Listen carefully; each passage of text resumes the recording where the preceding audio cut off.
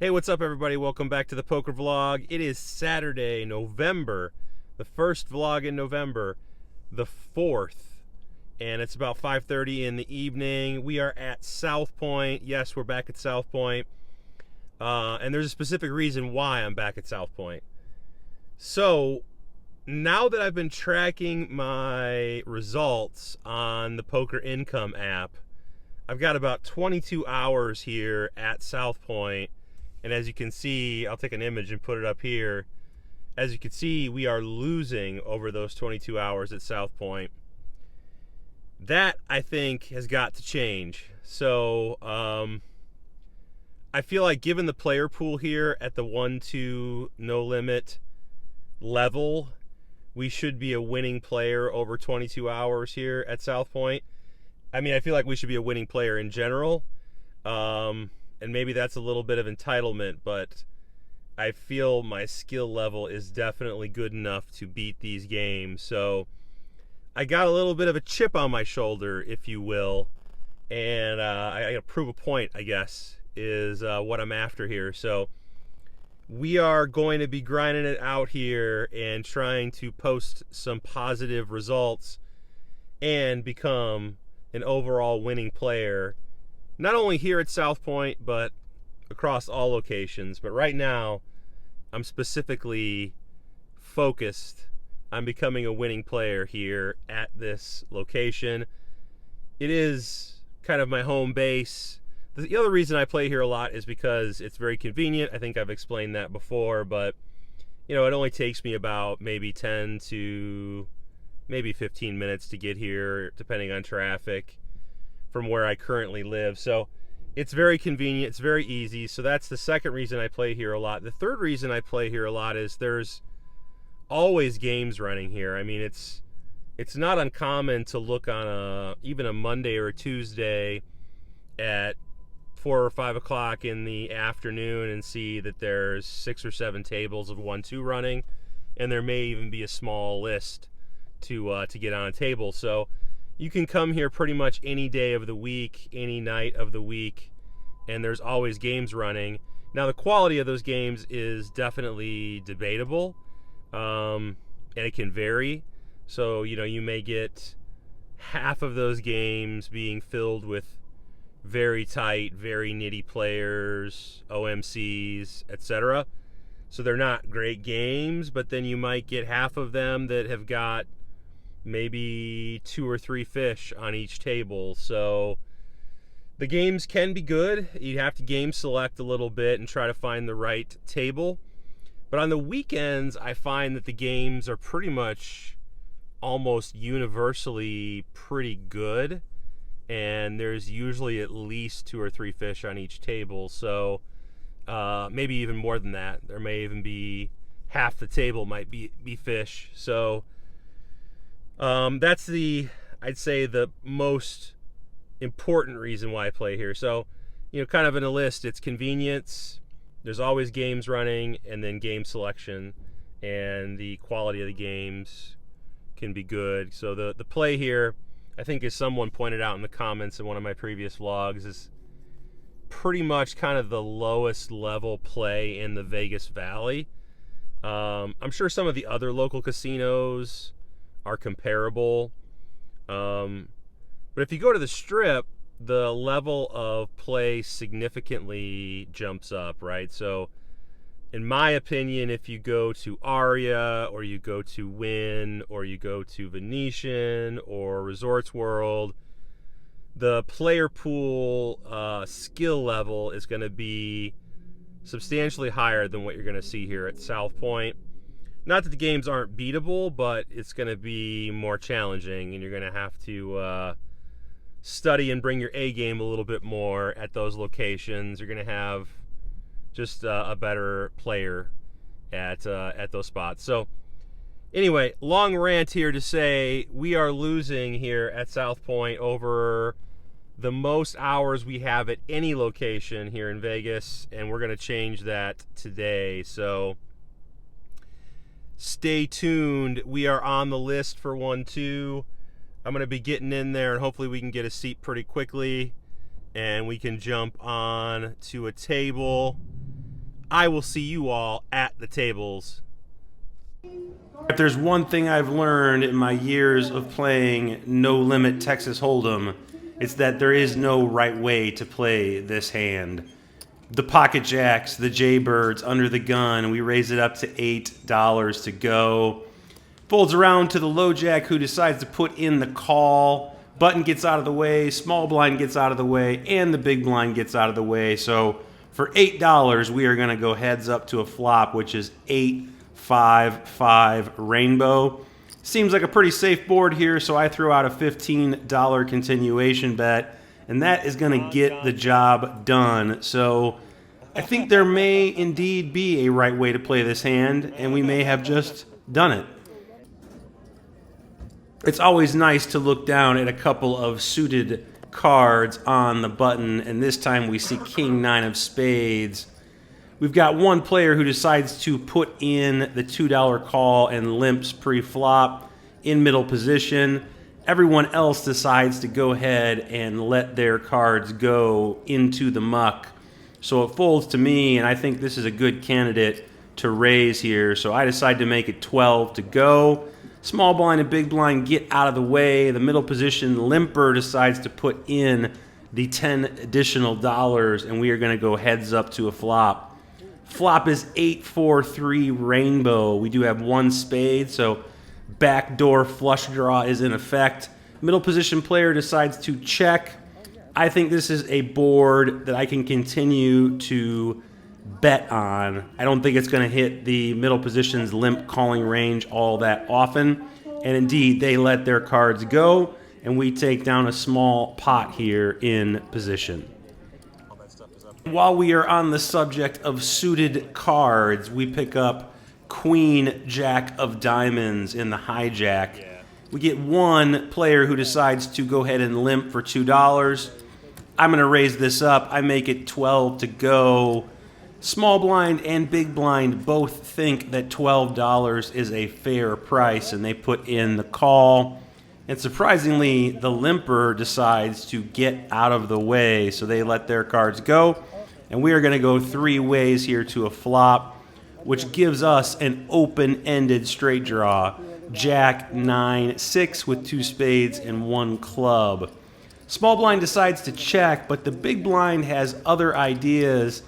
She decides to throw out a bet here for $10. So a very small bet sizing. I decide to take the aggressive line here and raise this up with our straight draw. I make it 35 to go. This gets the small blind out of the way, and the big blind now goes into the tank for a brief moment here before letting their cards go. So aggression pays off here as we take this pot down.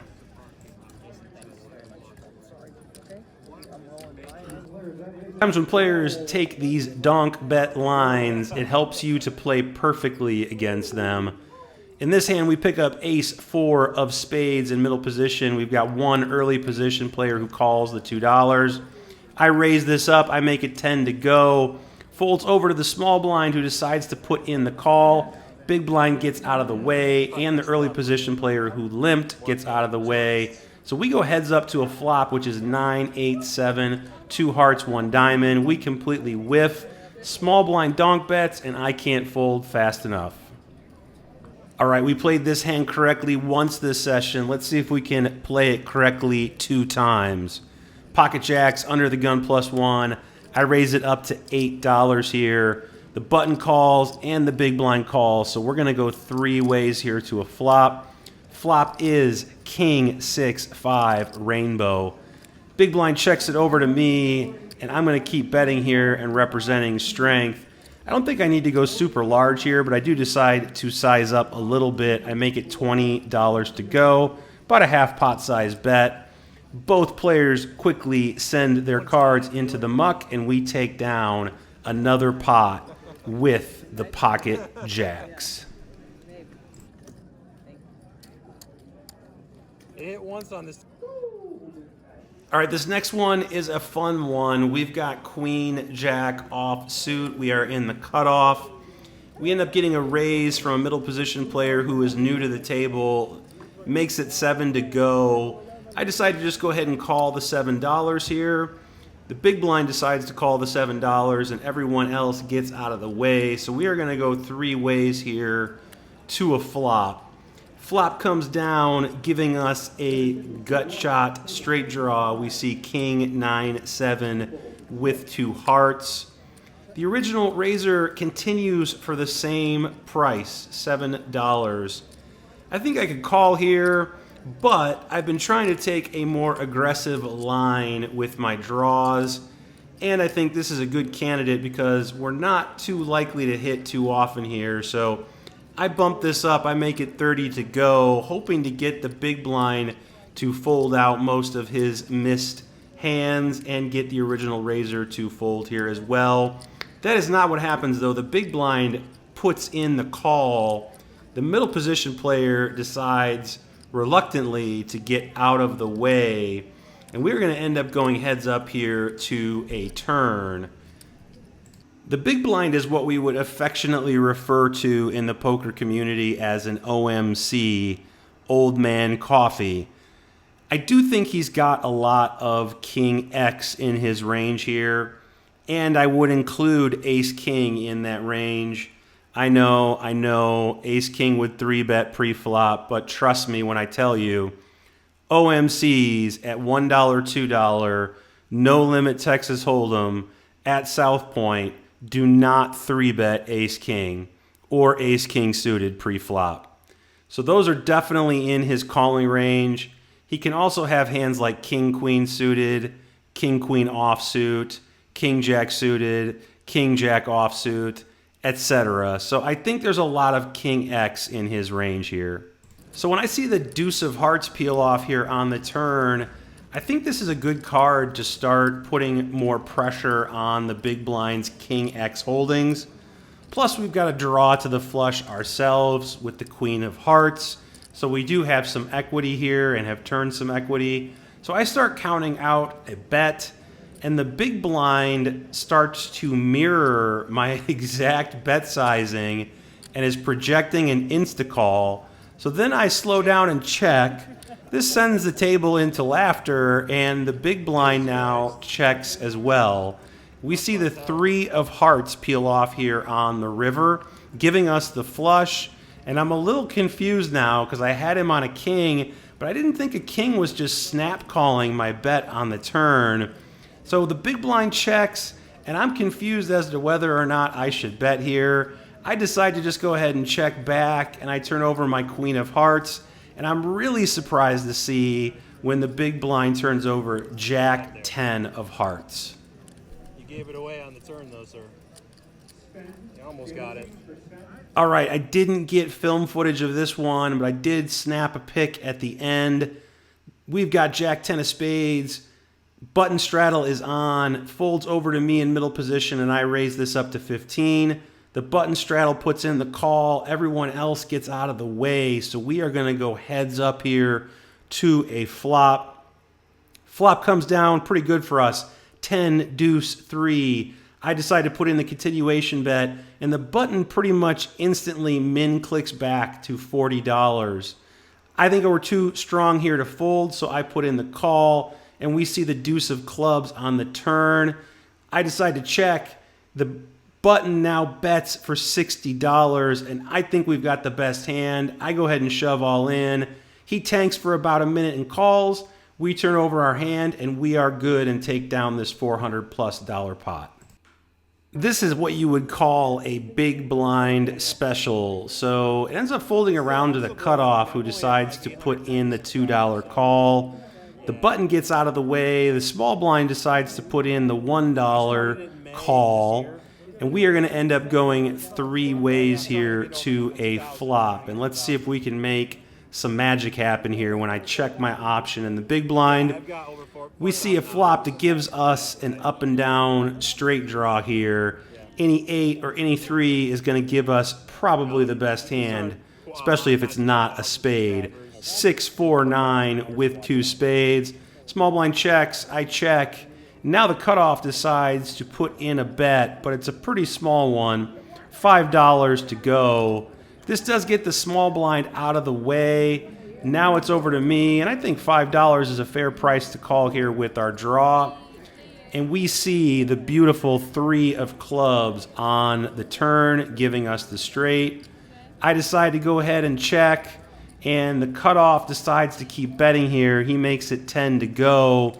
And I think we want to go ahead and start building this pot here. So I'm going to put in a raise. I raise it up to 30. Back over to the cutoff, who is now in the tank for a little bit here, but does decide to put in the call. Now we are going off to the river, which is the 9 of spades, which at first glance looks like a terrible card, but I think his hand pretty much consists of a 9 and a 9 alone. So this is probably the best card we could see, although it would be nice if it was like the 9 of diamonds instead of the 9 of spades. But still, I think we can bet here for value. I make it 35 to go, and he does put in the call. We show the straight. He eventually puts his cards into the muck, and we take down a nice pot here out of the big blind. If you like big blind specials and you are enjoying this episode, please do hit that like button. Please subscribe to the channel and hit the notification bell so you don't miss future episodes. Thank you all for the support. Please leave any comments or feedback on the hands below, and I will get back to you. All right, we pick up another beautiful hand here in the big blind. Ace, queen of spades. Folds around to the cutoff, who's on a short stack. He's got about maybe $36 total in his stack. He puts in the $2 call, folds over to me, and I decide to bump this up. I make it 17 to go, trying to induce him to just go ahead and shove his short stack in, but he opts to just put in the call here, and we are going to go off to a flop. Flop comes down ace, 9, 6 with 2 hearts, giving us top pair with a good kicker. I put in what I think is an all-in bet for him, but I missed by $1, so $21, and we are going off to a run out. He has got ace, jack, so we are in good shape until we see the jack of diamonds peel off on the turn. The deuce of clubs on the river, so we end up losing a small one here when he turns 2 pair. All right, this time we've got the ladies in early position under the gun. I raise it up to 12 to go. We've got a lot more action players who have sat down at this table, so middle position player puts in the call, ends up folding around to the button from there, and the button lets his cards go, but the small blind puts in the call, and the big blind decides to go ahead and put in the call here as well. So we are going to go 4 ways to a flop. Let's see if the flop can do something good for us. We see 8, 4, 6, all hearts.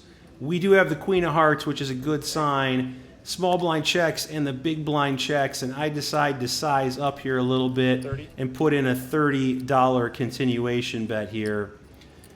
The middle position player gets out of the way pretty quickly, but the small blind is taking his time and tanking here, so not certain exactly what he is thinking about in this spot, but it takes him quite a while to decide to finally send his cards flying into the muck.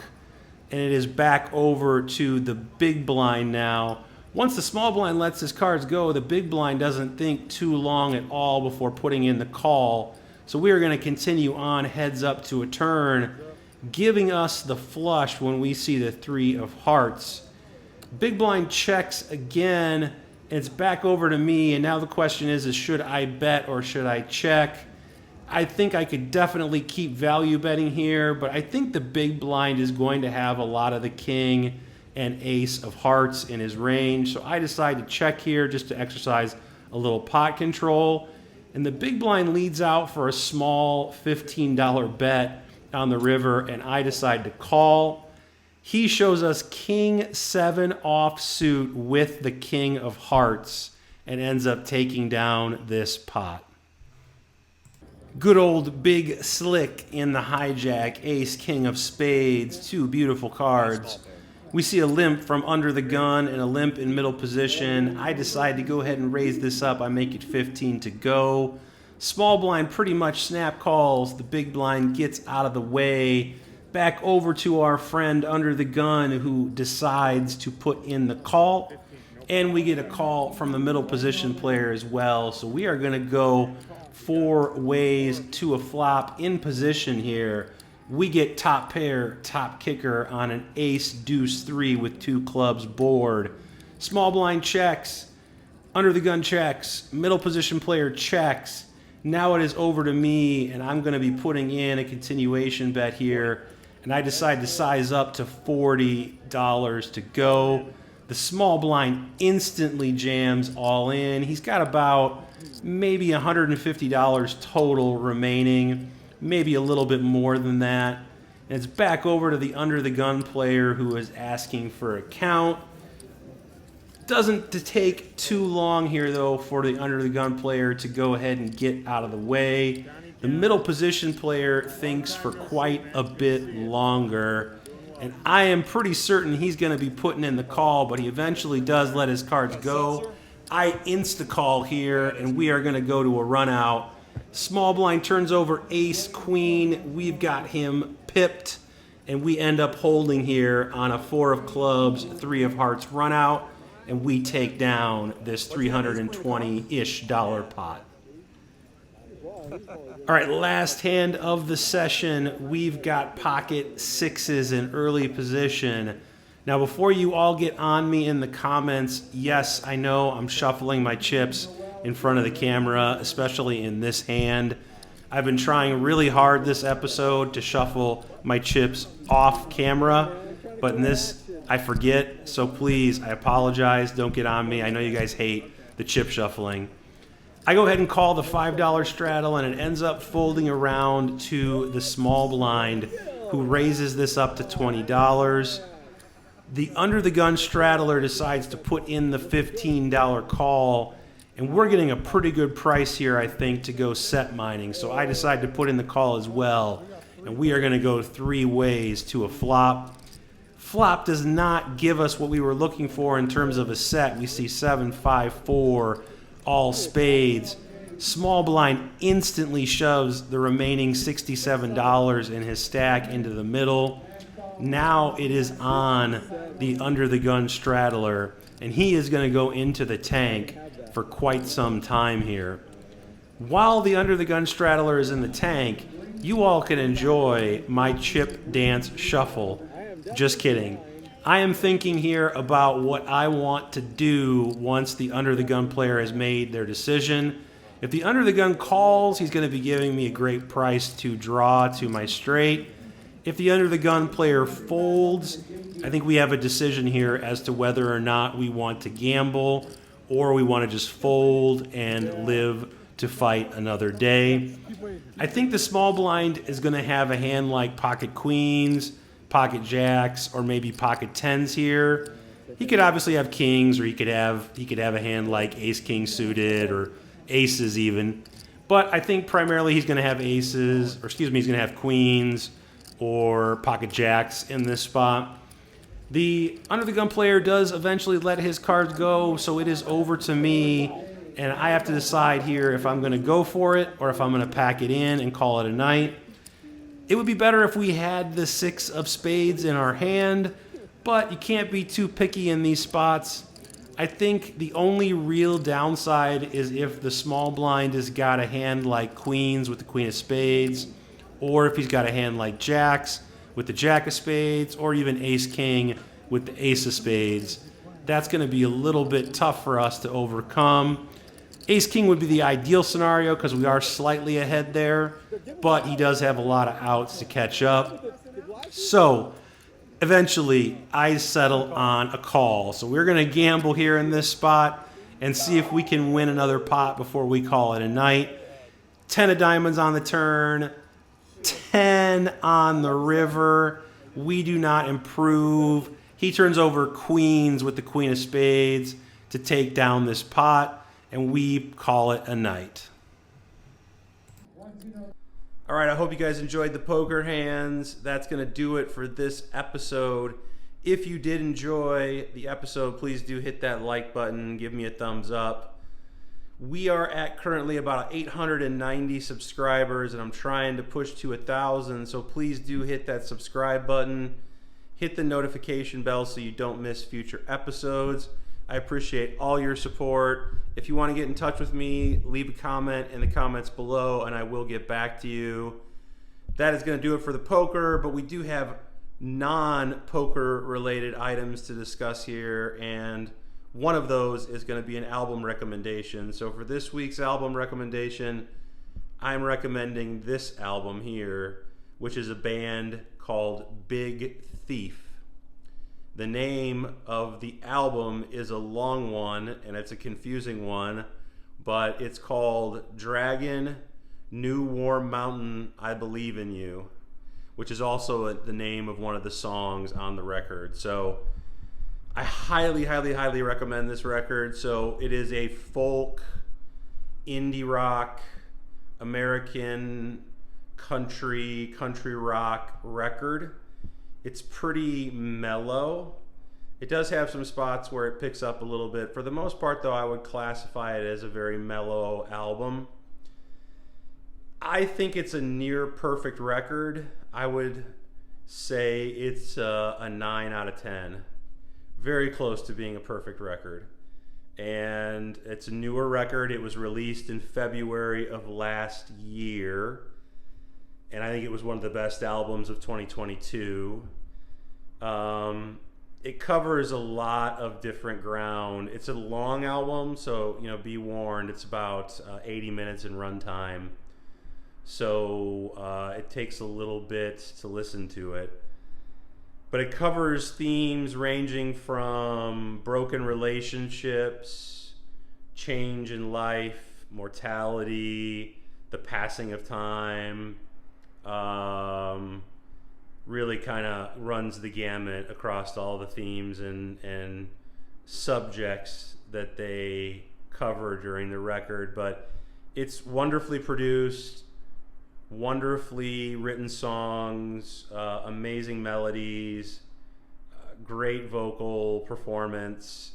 Can't recommend it enough. So if you're not familiar, Big Thief, Dragon, New Warm Mountain, I Believe in You, 9 out of 10. Highly recommend you listen to it. Stream it. It's on Spotify. It's on YouTube. It's on Pandora. It's on all the streaming services. So check it out. It's a really great record, I think, for the fall/winter season. So, if you got a nice, cold, snowy kind of day, put that album on with a nice hot cup of coffee or a hot cup of tea and enjoy it. And that's going to do it for this episode, guys. So again, I hope you enjoyed it. I will see you in the next episode. Take care.